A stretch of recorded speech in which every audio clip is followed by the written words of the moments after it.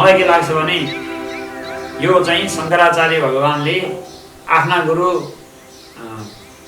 गोविन्द पादाचार्य जो दक्षिणामूर्तिकै एक परम्पराको हुनुहुन्थ्यो, उहाँलाई आफ्नो तत्त्वज्ञान भइसकेपछि गुरुको रूपमा ती मौन व्याख्यामूर्ति दक्षिणामूर्तिको रूपमा आफ्ना गुरुलाई र आफैलाई पनि वन्दना गरेको बेलामा रचना गरेको प्रकरण हुनुपर्छ। यसको भाषा शैली र रचना प्रक्रिया पद्धति हेर्दाखेरि पढ्दाखेरि त्यस्तो लाग्छ कि जुन क्षणमा तत्त्वज्ञान उहाँलाई प्राप्त भयो गुरुको अनुग्रहले, उहाँले ती अनादि मौन व्याख्यामूर्ति दक्षिणामूर्तिको रूपमा आफ्नो गुरुलाई चिन्नुभयो र आफू पनि त्यही दक्षिणामूर्ति शिवकै एउटा तरङ्ग जस्तो, समुद्रको तरङ्ग जस्तो एउटा रूपान्तरण, एउटा अभिव्यक्ति, एउटा चाहिँ उल्लास, शिवको एउटा उल्लास। जीव भनेको के हो भन्दा शिवको एउटा उल्लास हो, शिवको एउटा अभिव्यक्ति विशेष हो। जसरी हाँसोका विभिन्न प्रकार हुन्छन्, मुसुक्क मुस्काउन मिल्छ, अलिकति दाँत देखाउन मिल्छ, अथवा खित्का छोडेर हाँस्न मिल्छ, विभिन्न थरी हाँसो छ नि, आफ्नो अभिव्यक्ति हुन्छ नि हाँसो। त्यस्तै शिवको पनि विभिन्न अभिव्यक्ति छ। मुसुक्क मुस्कुराए जस्तो कहीँ स्पष्ट देखिन्छ, कहीँ देखिँदैन, त्यस्तै खालको। त्यस्तै शिवको उल्लास हो गुरु, त्यसैले ईश्वर, त्यसै गरी जीवात्मा रोए जस्तो देखिन्छ, कोही कोही हाँसे जस्तो देखिन्छ, शिवको उल्लास हो। त्यो सबै त एउटै तत्त्व रहेछ भनेर त्यो ज्ञानद्वारा अनुभव गरेको क्षणमा अनि त्यो अनुभवप्रतिको कृतज्ञता त गुरुलाई प्रकट गर्नै पर्यो, वन्दना त गुरुलाई गर्नै पर्यो। तर अद्वितीय भइसकेपछि फेरि के भनेर वन्दना गर्ने? अलग मानेर वन्दना गर्दाखेरि उसको यथार्थ वन्दना पनि भएन, आफै मानेर वन्दना गर्नु पर्यो। गुरुलाई वन्दना गर्नुपर्ने कृतज्ञताको भाव, तर गुरुभित्र पनि आफै भइसकेको हुनाले द्वैत भावले वन्दना गर्न मिल्दा पनि नमिल्ने, परमात्माप्रति पनि कृतज्ञता ज्ञापन गर्नुपर्ने आफ्नो भित्रको एउटा कृतज्ञताको भाव, तर आफूभन्दा भिन्न अर्को मानेर गर्नु पनि भएन, फेरि उसको यथार्थ स्वरूप त त्यो होइन। भनेपछि यो दुईटाको बिचमा ठ्याक्क कुरो मिलाउँदाखेरि एउटा यस्तो वन्दनाको प्रकार निकालियो जो मेरो रूपमा अनि गुरुको रूपमा र ईश्वरको रूपमा प्रकट हुनुभएको एउटै तत्त्व रहेछ। त्यही गुरुमूर्ति परमात्मालाई म वन्दना गर्छु भनेपछि त्यस्तो चाहिँ वन्दना यो हो। असाध्यै महत्त्वपूर्ण छ दक्षिणामूर्ति स्तोत्र। वेदान्त अनि तन्त्र सबै थरी कुरामा, दुवै थरी सिद्धान्तमा यसको समान रूपले महत्त्व गाइएको छ। यसमा मानसोल्लास भन्ने सुरेश्वराचार्यको वार्तिक छ र अरू पनि विभिन्न टीकाहरू छन्। हामी मुख्य मुख्य अंशलाई छोटो रूपमा हामी व्याख्या गर्दै जानेछौँ। दक्षिणामूर्ति स्तोत्रको स्वाध्याय सत्सङ्ग हाम्रो चल्छ। विश्वं दर्पण दृश्यमान नगरी तुल्यं निजान्तर्गतं पश्यन्नात्मनि मायया बहिर्भूतं यथा निद्रया यः साक्षात् कुरुते प्रबोधसमये स्वात्मानमेवाद्वयं तस्मै श्रीगुरुमूर्तये नमः इदं श्रीदक्षिणामूर्तये। शङ्कराचार्यद्वारा विरचित दक्षिणामूर्ति स्तोत्र हो यो। दक्षिणामूर्ति भनेको के हो त्यस विषयमा थोरै जानकारी राख्न आवश्यक छ। दक्षिणामूर्ति भनेको एउटा गुरुको विग्रह हो, परमात्माले धारण गर्नुभएको एउटा गुरुको स्वरूप, जो सनक आदि, सनक, सनन्दन, सनातन, सनत कुमार, चारवटा कुमारहरूको अगाडि गुरु रूपमा परमात्मा प्रकट हुनुभएको थियो। त्यही स्वरूपलाई दक्षिणामूर्ति स्वरूप भनिन्छ। शिवको एउटा ज्ञान उपदेश गर्ने स्वरूप हो। पौराणिक कथा प्रसङ्ग अनुसार सनक सनन्दन आदिलाई ज्ञान श्रवण गर्ने इच्छा भयो, तर उनीहरू आफू विरक्त र परिवार, घर, सुख सम्पत्ति सबैलाई त्यागेर बसेका त्यागी भएका हुनाले उनीहरूलाई कुनै विरक्त महापुरुषसँग नै, कुनै त्यागी परमहंस त्यस्ता ब्रह्मनिष्ठ गुरुसँग नै ज्ञान श्रवण गर्न पाए हुन्थ्यो भन्ने इच्छा थियो। अब इच्छाको कुरो हो, उनीहरूलाई ब्रह्मासँग ज्ञान श्रवण गर्ने इच्छा भएन। यद्यपि ब्रह्माजी परम ज्ञानी हुनुहुन्छ, आफ्नै पिताजी पनि हो उहाँहरूको, तर सावित्री, गायत्री, सरस्वती इत्यादि साथमा अर्धाङ्गिनीको रूपमा रहेको हुनाले परिवारमा आसक्त अथवा परिवारमा लागेका ब्रह्माजी देखा पर्नुभयो, इच्छा भयो। भगवान विष्णु पनि लक्ष्मीलाई साथमा राख्नुहुन्छ, भगवान शिव पनि पार्वती मातालाई साथमा राख्नुहुन्छ। यी परे आजीवन ब्रह्मचारी, ऊर्ध्वरेता, निष्ठित। यिनलाई यो गृहस्थ व्यवहारमा रहेकाहरूसँग ज्ञान श्रवण गर्ने इच्छा भएन। अब के भयो, तर ज्ञान श्रवण गर्ने इच्छा चाहिँ थियो र तत्त्वज्ञानको योग्य अधिकारी पनि भइसकेका थिए। अनि अब यस्तो स्थितिमा भगवान शिवले एउटा नयाँ अवतार लिनुभयो, किनकि ज्ञान प्रदान गर्नु त परमात्माको काम हो। योग्य अधिकारीलाई तत्त्वज्ञान प्रदान गर्नु परमात्माको मुख्य जिम्मेवारीभित्र पर्छ।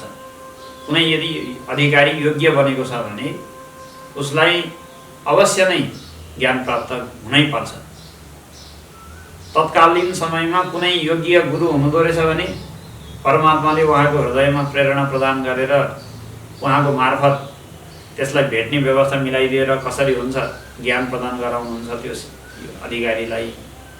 यदि कुनै तत्कालीन समयमा योग्य व्यक्ति छैन भने आफैले नयाँ रूप लिएर आएर हुन्छ कि अथवा कुनै एकछिन ध्यान अवस्था इत्यादिमा दर्शन दिएर हुन्छ कि कसरी हुन्छ, त्यसलाई उद्धार गर्ने चाहिँ परमात्माको जिम्मेवारी हो। अब ज्ञानका मालिक, ज्ञानका अधिष्ठाता देवता भगवान शिव हुनुहुन्छ।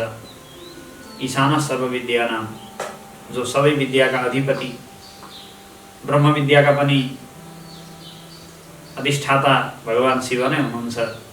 भनेपछि योग्य अधिकारीलाई ज्ञान त दिनै पर्यो भनेर एउटा दिव्य वटवृक्षको फेदमा दक्षिणतिर फर्केको स्वरूप लिएर उनीहरू उत्तरतिर ज्ञान खोजी गर्न हिमालयतर्फ उत्तरतर्फ जाँदै थिए।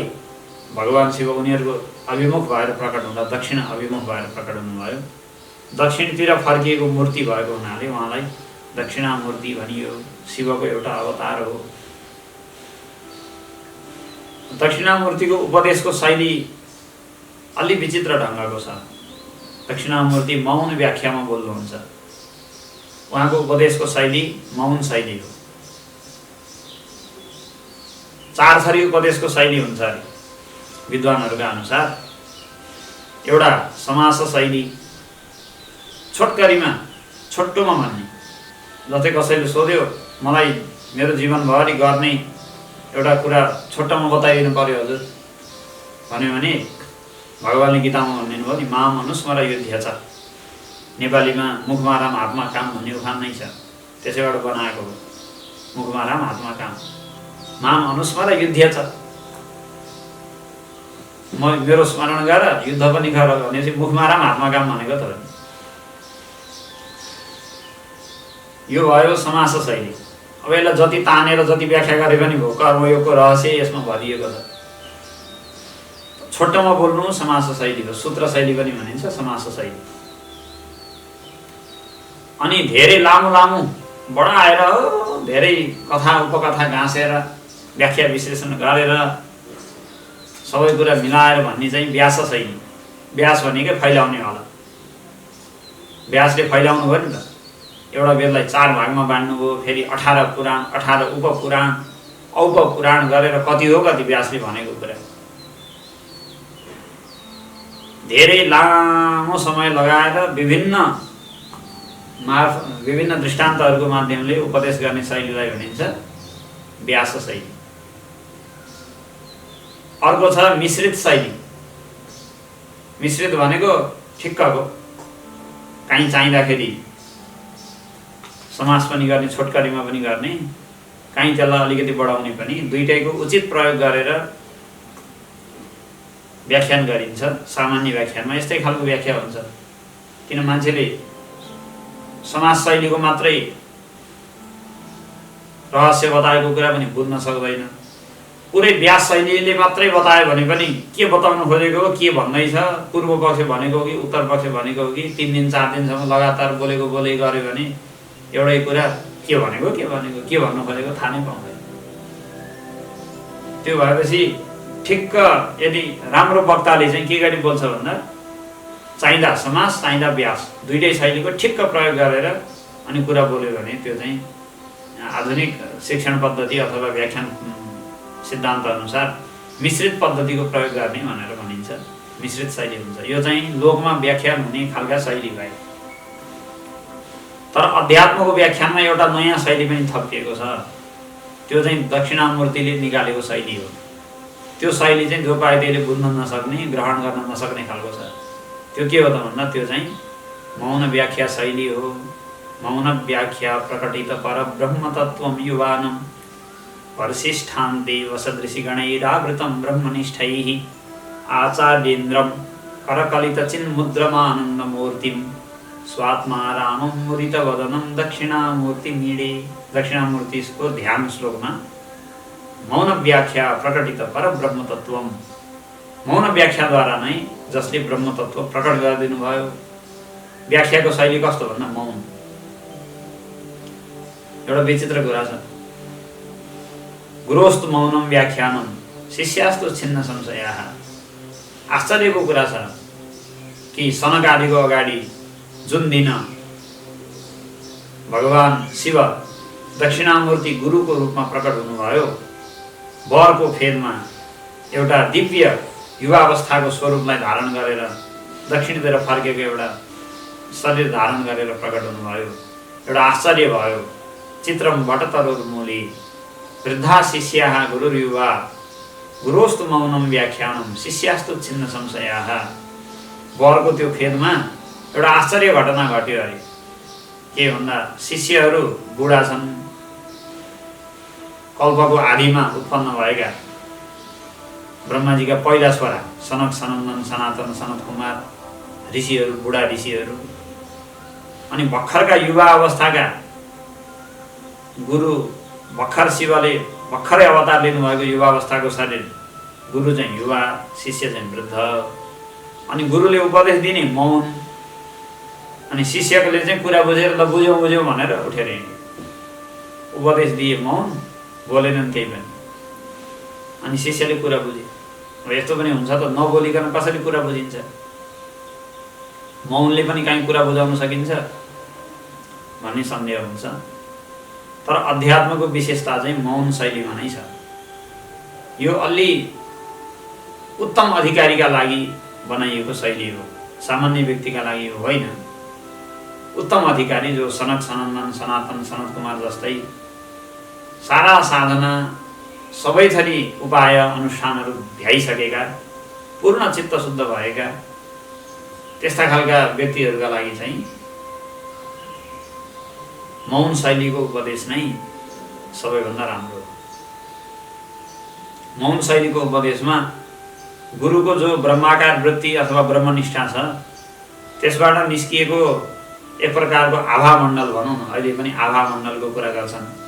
हरेक मान्छेको आफ्नो एउटा आभामण्डल हुन्छ। अरे अङ्ग्रेजी भाषामा त्यसलाई औरा भन्छ। हाम्रो देवताहरूको फोटोमा जहाँसुकै शिरको पछाडि आभामण्डल देखाएको हुन्छ नि, प्रकाशको वलय पुञ्ज। अहिले आधुनिक विज्ञानले पनि अलिअलि हरेक मान्छेसँग हुन्छ त्यस्तो भनेर त्यसलाई अध्ययन गर्न खोजिरहेको छ। विशिष्ट महापुरुषहरूको पछाडि आभामण्डल देखाएको हुन्छ। ब्रह्मनिष्ठ महात्मा गुरुहरूको त्यो आभामण्डल, त्यो चाहिँ आभा क्षेत्र, प्रकाशको त्यो क्षेत्र हुन्छ, एउटा सीमा, त्यो अझै दृढ, अझै दह्रो हुन्छ। त्यसमा विचारका र चेतनाका तरङ्गहरू अलि बढी दरिला हुन्छन्। त्यहाँभित्र प्रवेश गर्ने बित्तिकै सहज त्यो तत्त्वनिष्ठ गुरुको सहज चैतन्य तरङ्गद्वारा नै व्यक्तिको मन सिधै ब्रह्माकार वृत्तिमा पुग्छ। किन सबै मनका साधना अनि सबै थरी विक्षेपहरूलाई नाश गरेर त बसिसकेको थियो। उपासनाद्वारा चित्त शुद्ध पनि भएको, कर्मद्वारा मल पाप जति सबै धोइ पखाली गरिसकेको, एकदमै अन्तर्मुख ठ्याक्क ब्रह्माकार वृत्ति मात्रै नभएको, अरू चाहिँ एकदम निर्मल भएर बसेको मान्छेका लागि शान्त भएर यदि गुरुको नजिक बस्यो भने, ब्रह्मनिष्ठ गुरुको सान्निध्यमा यदि बसेको हो भने त्यो सान्निध्यबाट नै त्यसलाई स्वतः त्यो भित्र नबोलिकनै जो चेतनाको विचारको तरङ्ग ब्रह्माकार वृत्तिको चाहिँ आभामण्डल निस्किएको छ, त्यसैले त्यसलाई चाहिँ भित्र तान्छ। चुम्बकले फलामलाई स्वाटै आफ्नो तर्फ तान्छ नि, त्यसै गरी तान्छ त्यसलाई, सिधै अन्तर्मुख बनाउँछ त्यसको मनलाई। किन उसको मनमा वासनाको बाह्य विक्षेप गर्ने बल छैन, बाहिरतर्फ तान्ने खालको विरोधी बल छैन, अर्कोतर्फ तान्ने वासना संस्कार इत्यादि केही पनि उसको मनमा छैन। शान्त भएर श्रद्धापूर्वक बसेको छ। अनि त्यो महापुरुषको अगाडि चाहिँ एकदम अन्तर्मुख आत्माभिमुख बनाउने प्रबल आकर्षण बलले काम गरिरहेको छ। उसको सम्पूर्ण जीवन नै आत्माभिमुख भएर आत्माकार भएर बितिरहेको छ भनेपछि उसको अनुहार हेर्दा हेर्दै उसको नजिक बस्दा बस्दै स्वतः त्यो मान्छे चाहिँ ब्रह्माकार वृत्तिमा पुग्छ। र आधुनिक इतिहासमा पनि रमण महर्षि भन्ने एकजना प्रसिद्ध दक्षिण भारतका एकजना महर्षि हुनुभयो, सन्त। यही आधुनिक इतिहासकै कुरो हो, 100-150 वर्षभन्दा धेरै भएको छैन। उहाँका मान्छेहरू गएर बसेपछि प्रश्न सोधेर प्रश्न लिएर यो सोध्छु र त्यो सोध्छु भनेर तयारी गरेर गएका मान्छेहरू बिस्तारै बस्दा बस्दै प्रश्न जति सबै हराउँथ्यो अरे उहाँको नजिक बस्दा। एउटा प्रसिद्ध अमेरिकी पत्रकार पाल ब्रन्टन भन्ने एकजना मान्छे थिए, ती नजिक गएर बसे। पत्रकार अध्यात्म सम्बन्धी धेरै थरी जिज्ञासा लिएर आएका, आफ्नो धर्म आफ्नो उपासना पद्धतिले चित्त नबुझेर अनि आध्यात्मिक खोजमा आएका भारतवर्षमा विभिन्न गुरुहरूलाई छाम्दै चार्दै अनि रमण महर्षि कहाँ पुगेका। त्यहाँ त 1 घन्टा बस्दाखेरि त उनले बनाएको प्रश्नको त्यो 30-40 वटा प्रश्नको एउटा चाहिँ उनै थियो, तालिका नै थियो, भयभरको जम्मै च्यातेर फाल्नु जस्तो भयो बस्दा एकैछिन। अनि त्यो मान्छे ज्ञानी भएर फर्केको छ, त्यसले आत्मकथै लेखेको छ एउटा, त्यसलाई ब्रह्माकार वृत्ति दिएर पठाइदिनु भयो। एक दिन त्यसलाई चाहिँ आत्माको चैतन्यको अनुभवै बनाएर पठाइदिनु भयो। 2-4 महिना के बसेको थियो त्यस्तो, सौभाग्यशाली थियो होला, पूर्वजन्ममा केही पुण्य गरेको थियो होला, श्रद्धा थियो होला, त्यो भयो।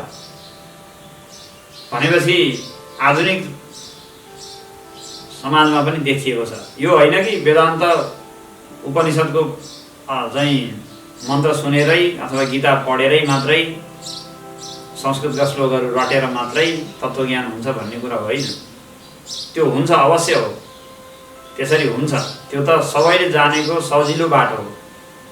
तर कुनै त्यस्ता अधिकारी पनि हुन सक्छन् जो विशेष कृपा र विशेष चाहिँ योग्यता भएका, भनौँ परमात्माको विशेष अनुग्रह भएका मान्छे, जो सिधै केवल मौन शैलीद्वारा नै ब्रह्माकार वृत्तिमा पुग्न सक्छन्। त्यसका लागि गुरु चाहिँ पूर्ण ब्रह्मनिष्ठ चाहिन्छ।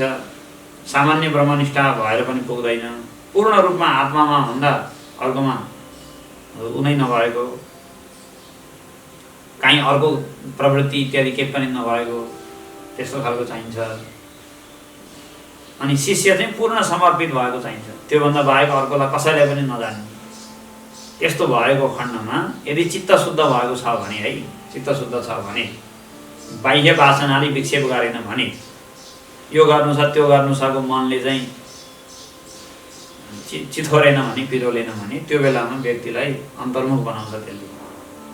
मौन उपदेशको शैलीको महत्त्व यस्तो हो। यो चाहिँ अलि योग्य अधिकारीका लागि हो, जो पाए त्यसलाई होइन।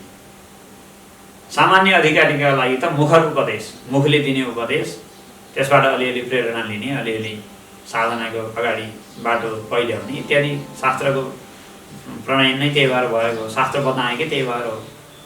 तर शास्त्रको महिमा हुँदाहुँदै पनि त्यो मौन शैलीको महिमा कम चाहिँ छैन, त्यो अझै बढी नै होला, कम चाहिँ छैन।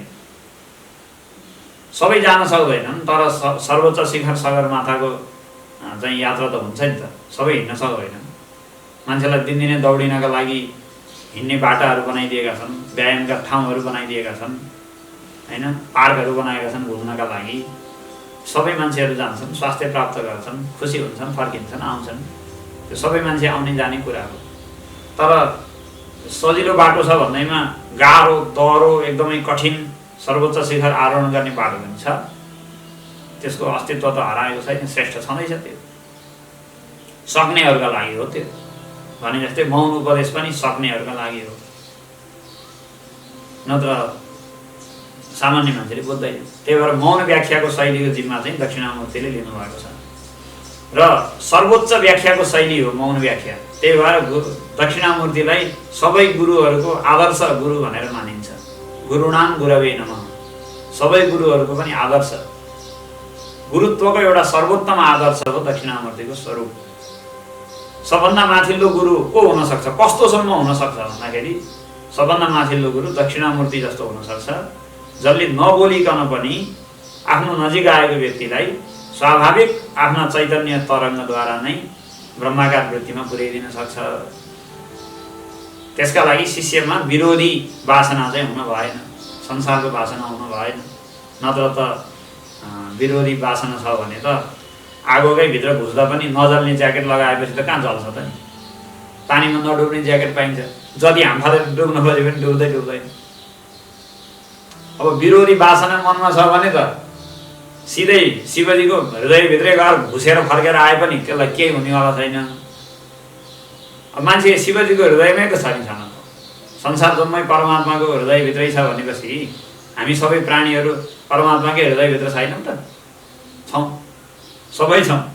तर उहाँकै भित्रै हृदयभित्रै घुसेर बसेको भए पनि त वासनाले गर्दाखेरि कहाँ ज्ञान हुनु दिएको छैन।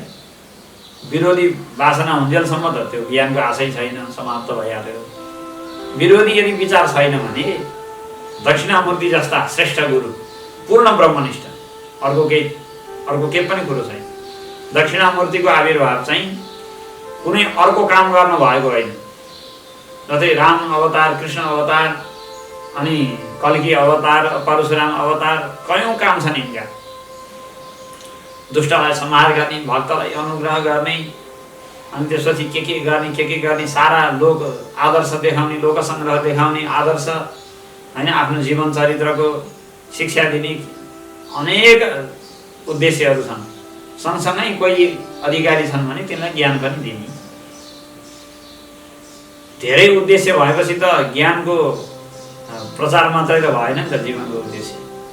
तर दक्षिणामूर्ति भनेको चाहिँ केवल शुद्ध चित्त भएका व्यक्तिलाई अन्तिमको बिन्दु टक्क यसो खोलिदिने, अन्तिमको ढोका खोलिदिने, अन्तिमको ढोका मात्रै खोलिदिने, त्यति काम जिम्मा लिएर बसेको, ब्रह्माकार वृत्तिमा पुर्याइदिने बस।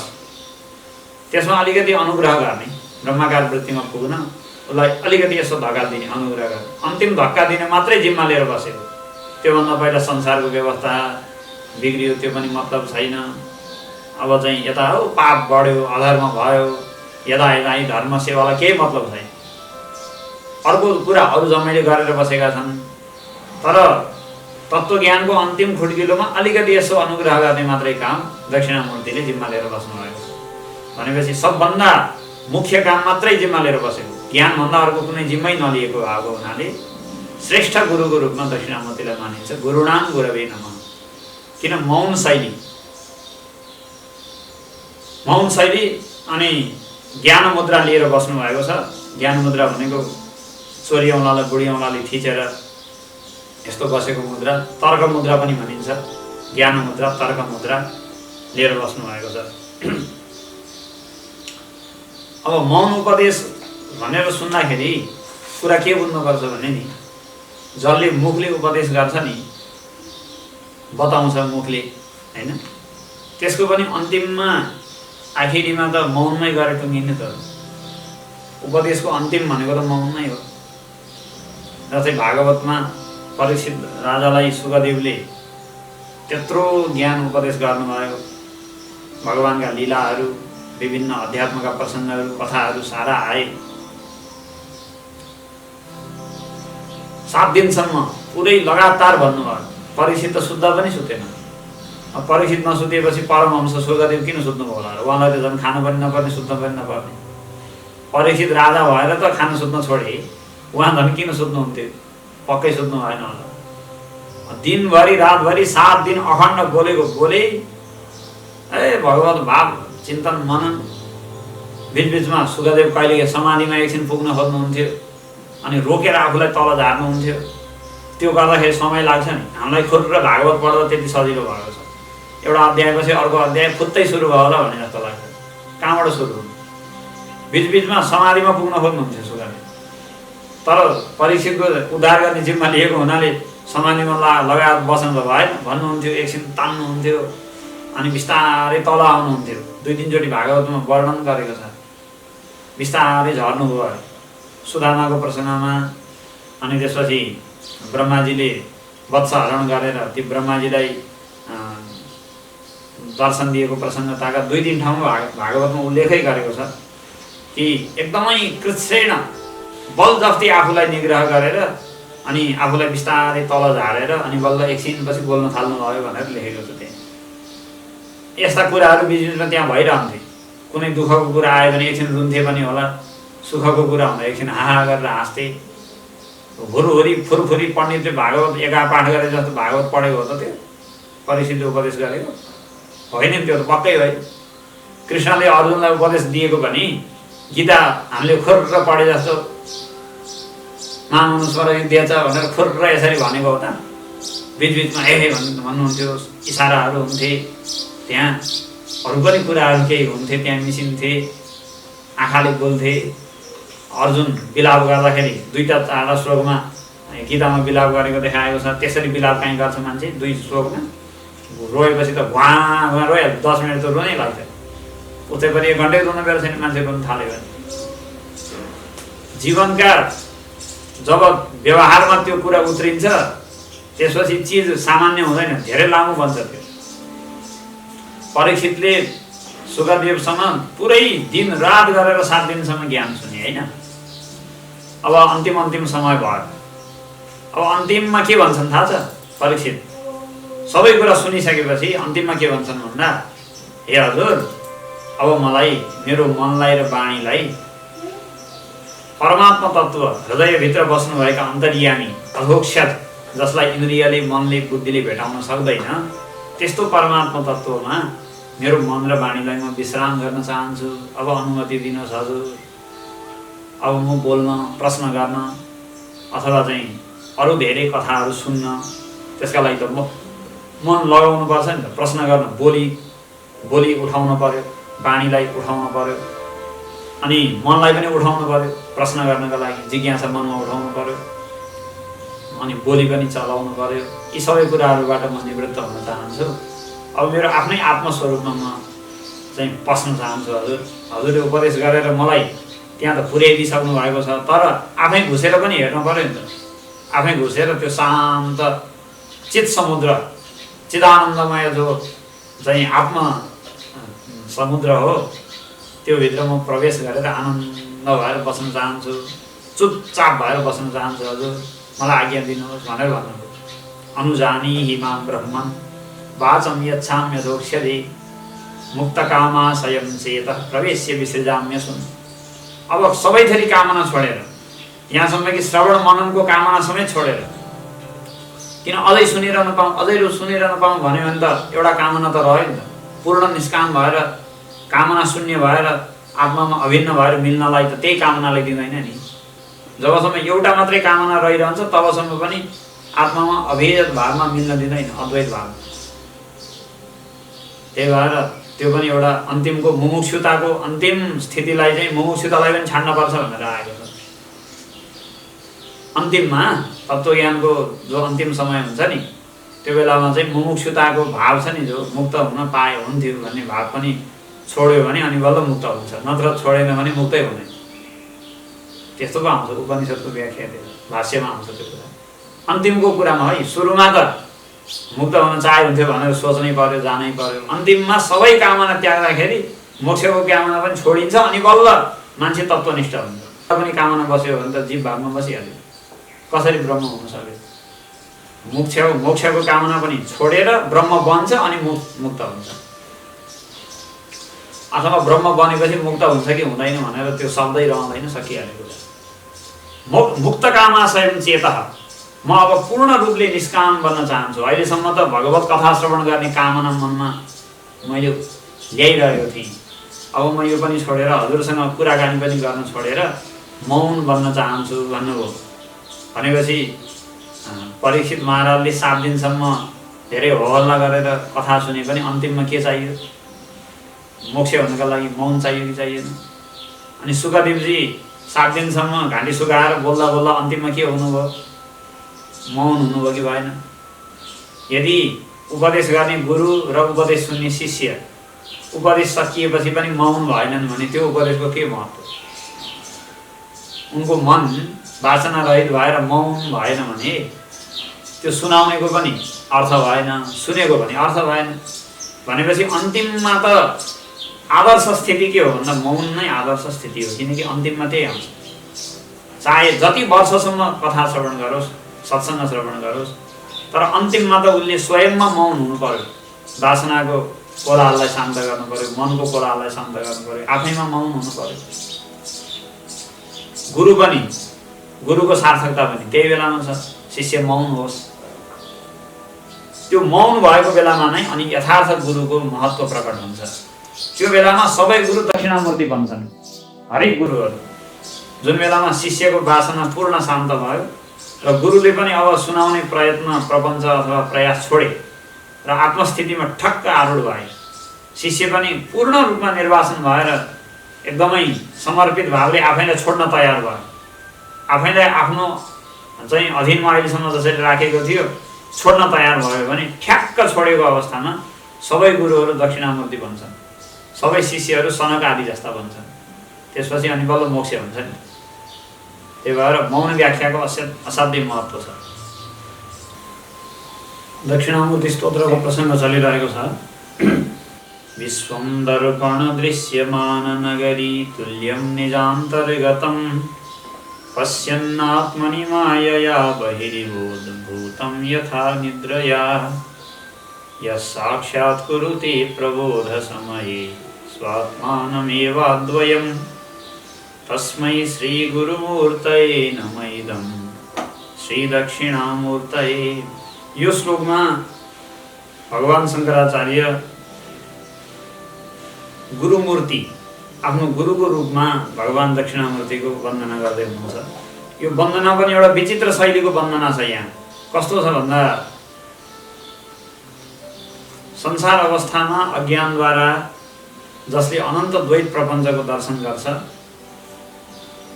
र ज्ञान कालमा तत्त्वज्ञानद्वारा आफ्नै अद्वितीय तत्त्वको रूपमा आफूलाई फेला पार्छ, त्यस्ता परमात्मा भनेर जीवात्माकै रूपमा परमात्माको वन्दना गरेको छ।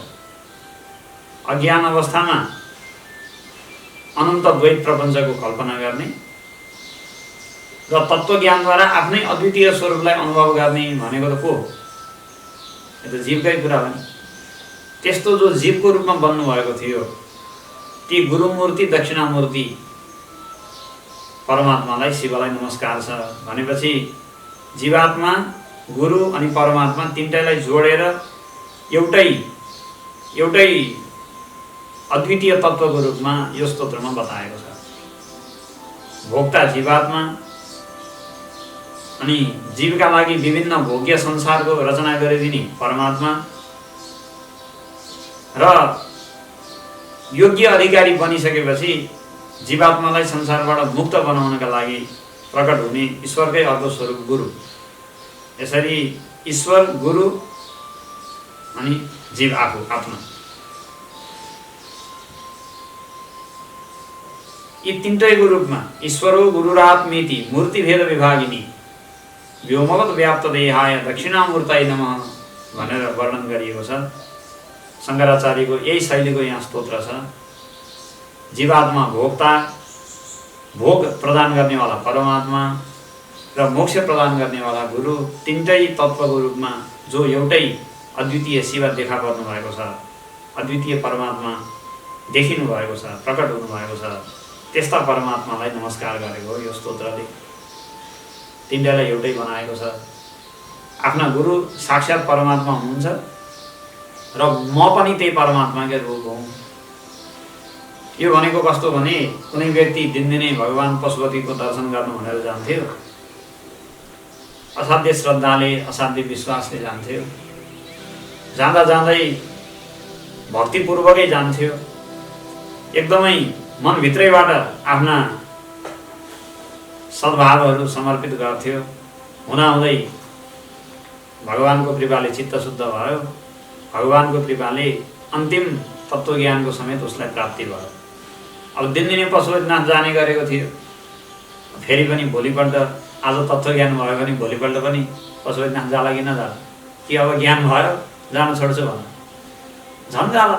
मलाई ओहो भगवानको कृपाले तत्त्वज्ञान भयो, म त पहिला आफूलाई अलिकति यो शरीरमा परिच्छिन्न, परमात्मालाई त्यही मन्दिरमा परिच्छिन्न देख्थेँ। अब त त्यो दुइटै एउटै भएर जोडियो। यहाँभित्र पनि त्यही शिव, मन्दिरभित्र त्यही आफू, यहाँभित्र म भनेर बसेको त्यही शिव र मन्दिरभित्र शिव भनेर बसेको त्यही आफू भनेपछि अब झन् तानेर जाने भएन। अब त झन् एउटै साइनो लागिहाल्यो। पहिला त टाटा बाई मात्र थियो, हाई हेलो मात्रै थियो भलाको सारी। अब त दुईटाको झन् एक साइनो जोडिसक्यो, अब झन् जाँदैन, झन् जान्छ। त्यो बेलामा उसले ढोग्यो भने के भनेर ढोग्छ भन्दा हो यस्तो भाव राखेर ढोग्छ। यस्तो भाव बल्ल त्यो बेलाको भक्तिमा प्रकट हुन्छ कि हे भगवान, अज्ञानवशात अनन्त संसारको अनुभव गर्ने म र ज्ञानद्वारा फेरि आफ्नै अद्वितीय स्वरूपमा अवस्थित हुने म, त्यस्तो मेरो रूपमा हजुर नै प्रकट हुनुभएको रहेछ।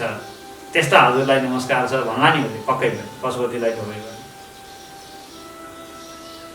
भनेको साधना अवस्थामा पूर्ण रूपमा भगवानमा समर्पित भएको भक्त जब परमात्माको कृपाले परमात्माकै आत्मा भयो, तेषां ज्ञानी नित्ययुक्त अथवा ज्ञानी त्वात्मैव मे मतम, भगवानले गीतामा बताए अनुसार ज्ञानी त मेरो आत्मा नै हो भन्नुभयो।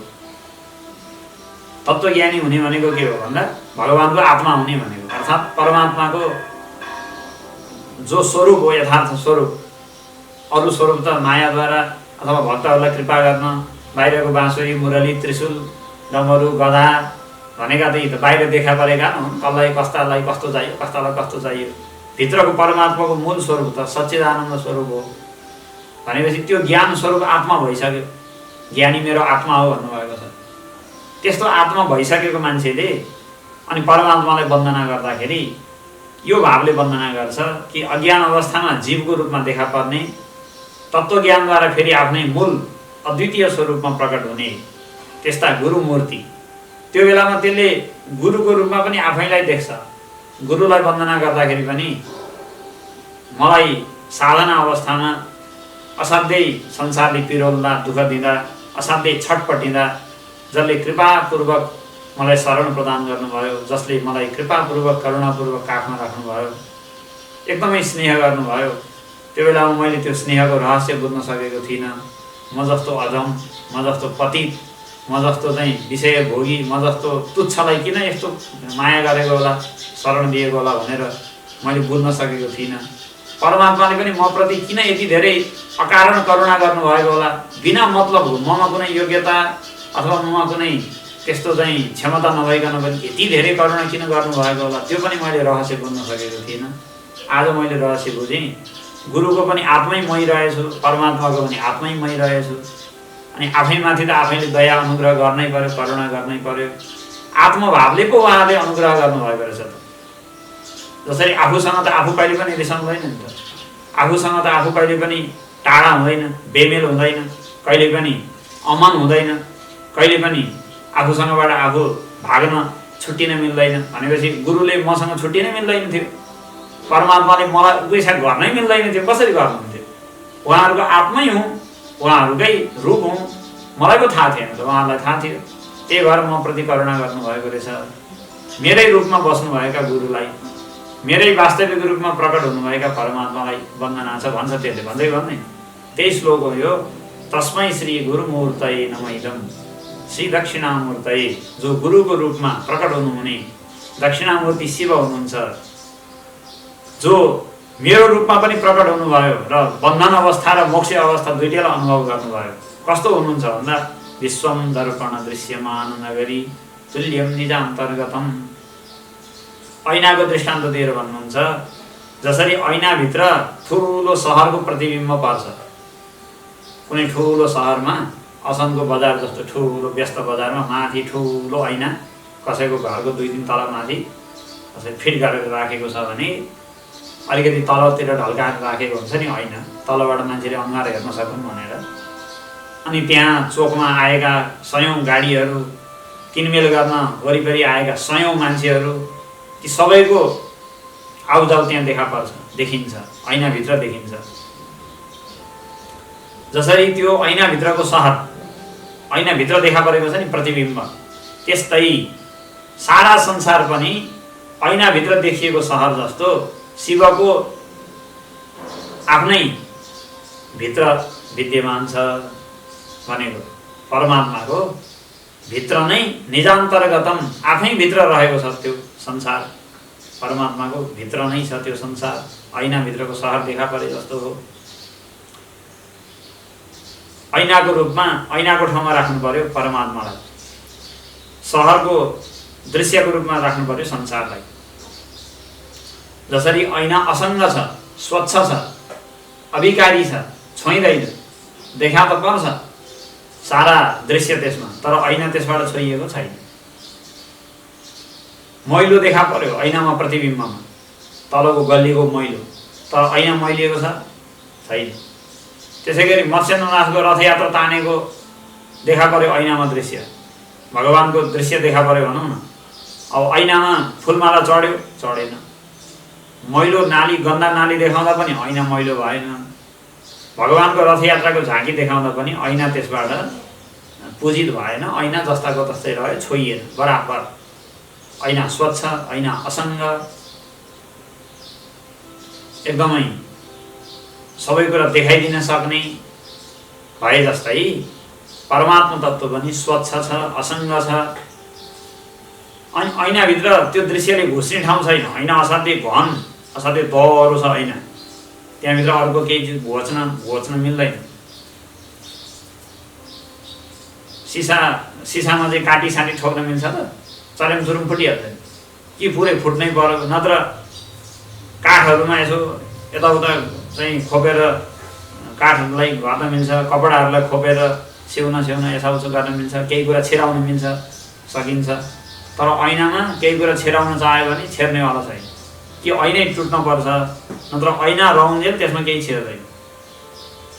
परमात्मा तत्त्व पनि यस्तो छ, त्यसमा कुनै दोस्रो चिज छिर्न नसक्ने, घन, सद्घन, चितघन, आनन्दघन, त्यस्तो परमात्मा तत्त्व छ।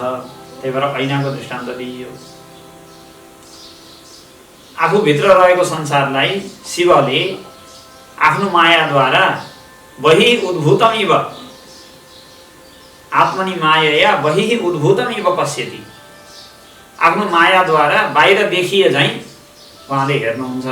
छ संसार आफूभित्रै, तर मायाद्वारा बाहिर देखिए झैँ लाग्छ। जीवात्माको अज्ञान अवस्थाको यो कुरा हो। संसार आत्मतत्त्वभित्रै छ, आफूभित्रै छ, तर मायाद्वारा बाहिर देखिए जस्तै लाग्छ। अब जिज्ञासा भयो, होइन भित्र भएको कुरा बाहिर कसरी देखिन्छ भाइ? भित्र भएको कुरा त भित्रै देखिनु पर्ने भन्न दृष्टान्त दिनुभयो। यथा निद्रया, जसरी निद्रामा देखिन्छ। निद्रामा के हुन्छ? सपना त देखेकै होला, बारम्बारै देख्नु भएको होला। सम्पूर्ण सपनाको प्रपञ्च आफैले खडा गर्छ मान्छे। पहाड देख्यो, पहाडको ठुलो छाँगो झर्ना झरेको देख्यो, अनि त्यहाँ वरिपरि धेरै मान्छेहरू, तलाउ बनेको, त्यहाँ झर्नाको तलाउमा पौडी खेलिरहेको देख्यो। त्यो मध्ये आफू एउटा त्यहाँ पौडी खेलिरहेको देख्यो। त्यत्रो पहाड, त्यत्रो झर्ना, त्यो तलाउ, त्यहाँ वरिपरि विभिन्न रुख, त्यहाँ चलेको हावा, त्यहाँबाट आएको तुसारो, चिसो, शीतल पानीको चाहिँ साना साना कणहरूको स्पर्श, मिठो फुलको सुगन्ध, सारा कुरा अनुभव गर्छ त्यहाँ मान्छे। त्यो सम्पूर्ण सपनाको संसार, सपना देख्नेवाला मान्छेभित्रको कल्पना हो कि होइन? उसको मनको राज्य हो कि होइन? हो। त्यो दृश्य कहाँ छ भन्दा उसको मनभित्र छ कि छैन भन्दा छ।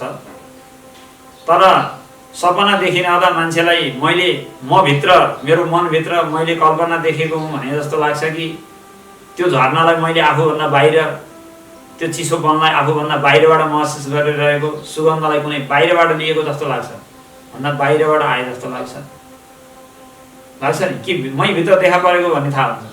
हुँदैन। सपनामा त्यस्तो हुँदैन। कुनै बाहिरबाट आएको छ यो भन्ने जस्तो अनुभव गर्छ सपना देखुन्जेल। किन त्यस्तो गर्छ त भन्दा किनकि सम्पूर्ण स्वप्न संसार आफ्नै मनको कल्पना भए पनि त्यो भित्रको एउटा कल्पना पात्र विशेष, एउटा आकृति विशेषलाई उसले फेरि तादात्म्य भावले म भनेर मानेको छ, अथवा एउटा चाहिँ आकृतिमा मात्रै उसको तादात्म्य छ। त्यहाँ हुन त सबै उसको मनको सृजना हो, त्यो झरना पनि, पहाड पनि र अरू मान्छेहरू पनि। तर त्यो मध्ये एउटा शरीर विशेष छ, एउटा मनको आकार, त्यो शरीर पनि होइन, त्यो त मानसिक हो, हुन चाहिँ वासनामय हो। त्यो वासनामय मानसिक शरीरमा अथवा आकारमा उसको त्यहाँ तादात्म्य भइदियो र उसले आफूलाई त्यति मात्रै ठाने। अर्को व्यक्तिमा तादात्म्य भएन, त्यो एउटा आकारमा तादात्म्य भयो। तादात्म्य हुने बित्तिकै त्यो आकारभन्दा बाहिर रहेको जति सबै संसारलाई आफूभन्दा बाहिर देख्यो।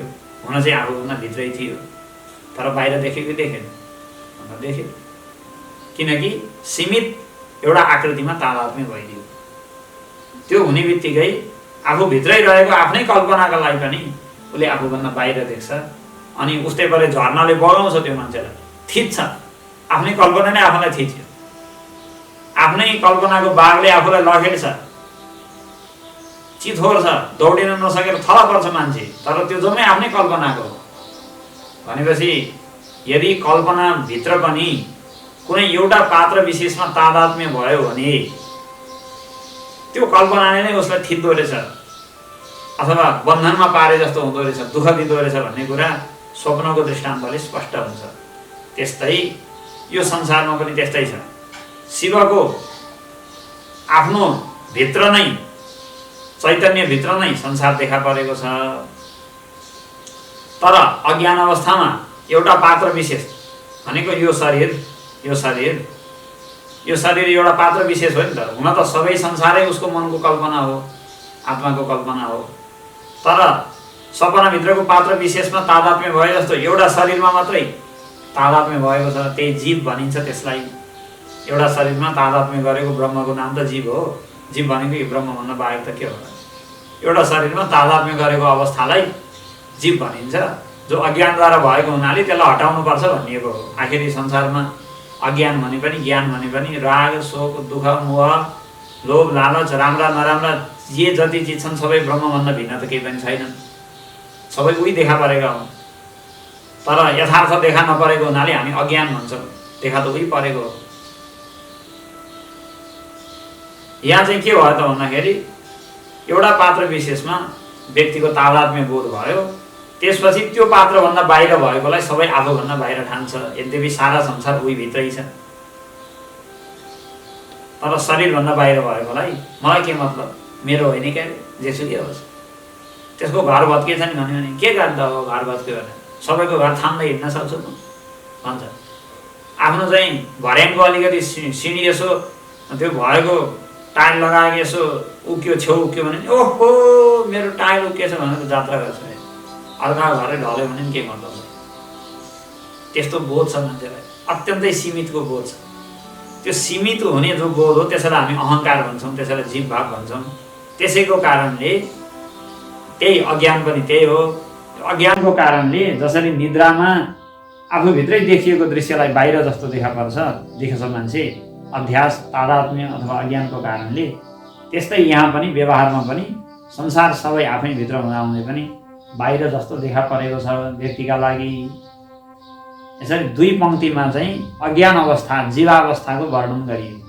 जीव अवस्था, विश्वम दर्पण दृश्यमान नगरी तुल्यम निजान्तर्गतम पश्यन्नात्मनि मायया बहिरीभूत भूतम यथा निद्रया। अज्ञान अवस्थामा जीव भावमा कस्तो हुन्छ भन्दाखेरि आफै भित्र रहेको छ संसार, तर एउटा पात्र विशेषमा मात्रै, एउटा शरीरमा मात्रै उसको अहम बोध भएको हुनाले, आत्मबुद्धि भएको हुनाले बाहिर संसार देखे जस्तो देख्छ। अनि म संसारबाट थिचिएँ भन्छ, दबिएँ भन्छ, पेलिएँ म भन्छ, पिल्सिएँ भन्छ। आफ्नै झरना, आफ्नै कल्पनाको झरनाले आफूलाई बगाए जस्तो उसको आफ्नै संसारको सुख दुःखको व्यवस्थाले उसलाई बगाउँछ। पैसा भएन भन्छ, के भएन भन्छ, जागिर पाइन भन्छ, ओ हाकिमलाई नमस्कार गरेर हिँड्छ, सल्युट गर्छ यसरी, हजुर जो आज्ञा हजुर भन्छ, के भन्छ, चित्त दुखाएर पिल्सिएर मकै पिल्से जस्तो भएर बस्छ। त्यो 2 लाइनको कुरा हो। अब तेस्रो पंक्तिमा भन्नुहुन्छ यस साक्षात् कुरुते प्रबोध समय स्वात्मानमेवाद्वयम्, जसले तत्त्वज्ञानको अवस्थामा, प्रबोध समय भनेको तत्त्वज्ञानको अवस्था, त्यो बेलामा के गर्छ भन्दा स्वात्मानमेवाद्वयम्। अब ज्ञानद्वारा उसले आफै अद्वितीय तत्त्व रहेछु, जो अनन्त दृश्यको रूपमा, अनन्त वस्तुहरूको रूपमा, पदार्थ र प्राणीहरूको रूपमा प्रकट भएको रहेछु भन्ने कुरा बुझ्छ। अर्थात् अहिलेसम्म शरीरमा मात्रै तादात्म्य हुँदा शरीरभन्दा बाहिरकोलाई सबै आफूभन्दा भिन्न अलग पराई देख्थ्यो भने अब त भएभरको सारा संसारभरि मैले पराई मानेकाहरूभित्र पनि, मैले चाहिँ इष्टमित्र बन्धुबान्धव मानेकाहरूभित्र पनि सारा संसार हेय द्वेष्य उपेक्ष्य प्रिय जे मानेको थिएँ त्यो सबैभित्र त एउटै तत्त्व रहेछ। त्यो तत्त्व फेरि मै रहेछु, मभन्दा भिन्न होइन रहेछ।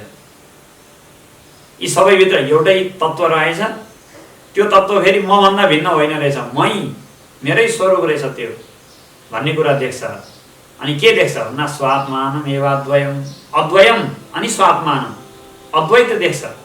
त्यो अद्वैत पनि कस्तो भन्दा स्वात्मानम्, आफैलाई देख्छ। यसरी यस्तु सर्वाणि भूतानि आत्मन्येवानुपश्यति सर्वभूतेषु च आत्मानं ततो न विजुगुप्सते भनेर ईशावास्योपनिषदले बताए जस्तो सबै प्राणीहरूलाई आफूभित्र अनि आफूलाई सबै प्राणीहरूभित्र यसरी परस्परमा अद्वैतको बोधमा भएभरको त्यो अज्ञान अनि वासना जति सबै पिल्सिएर हराएर खत्तम भएर जान्छ। अनि आफूलाई अद्वैत देख्ने बित्तिकै गुरुलाई र परमात्मालाई पनि अद्वैत देखिहाल्छ। एउटै तत्त्व रहेछ, म अज्ञानी भए जस्तो अनि म अज्ञानीलाई उठाउन गुरु भएर आए जस्तो, अनि यी सबै व्यवस्था मिलाउने फेरि एउटा अनुग्रह गर्ने परमात्माको स्वरूप बनेर बसे जस्तो भयो। एउटै तत्त्वले गरेको रहेछ, आखिरी चित्त एउटै रहेछ।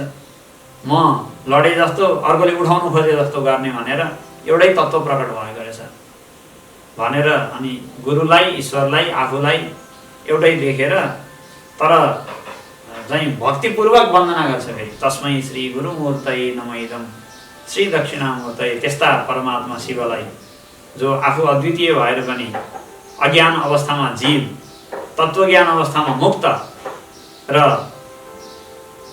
गुरु आत्मा र ईश्वरको रूपमा समेत प्रकट हुनुभएको रहेछ, त्यस्ता भगवानलाई नमस्कार छ भनेर एउटा अद्वैत भक्तिको उत्कृष्ट उदाहरण, उत्कृष्ट दृष्टान्त यहाँ प्रस्तुत भएको छ। आज पहिलो श्लोकको छोटकरीमा व्याख्या गरियो। ओम पूर्णमदः पूर्णमिदं पूर्णात् पूर्णमुदच्यते पूर्णस्य पूर्णमादाय पूर्णमेवावशिष्यते। ओम शान्ति शान्ति शान्ति।